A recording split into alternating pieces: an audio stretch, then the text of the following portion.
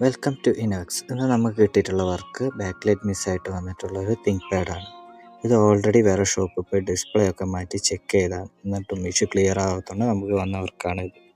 ആദ്യമേ തന്നെ back ഐസിൻ്റെ screws എല്ലാം റിമൂവ് ചെയ്ത് ബാക്ക് ഐസ് ഓപ്പണാക്കി ബാറ്ററി ഡിസ്കണക്ട് ചെയ്ത് മൾട്ടിമീറ്റർ എടുത്ത് ചെക്ക് ചെയ്ത് നോക്കുമ്പോൾ ബാക്ക് ലൈറ്റ് സെക്ഷനിലേക്ക് വരേണ്ട മെയിൻ വോൾട്ടേജ് ഷോർട്ടായിട്ടാണ് കാട്ടുന്നത്.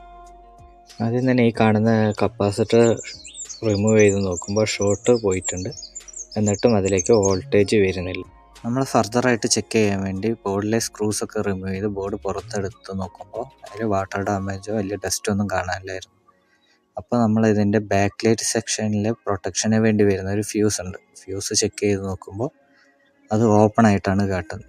നമ്മളത് ജമ്പർ വയർ വെച്ച് ഷോർട്ട് ചെയ്ത് ബോർഡിൻ്റെ രണ്ട് വശവും വൃത്തിയായി ക്ലീൻ ചെയ്ത് പഴയ പോലെ തന്നെ ബോർഡ് ഫിക്സ് ചെയ്ത് സ്ക്രൂസ് ഒന്നും മിസ്സാവാതെ ഫുൾ പാക്ക് ചെയ്ത് ചെക്ക് ചെയ്ത് നോക്കുമ്പോൾ ഡിസ്പ്ലേ ഓക്കെ ആയിട്ടുണ്ട്.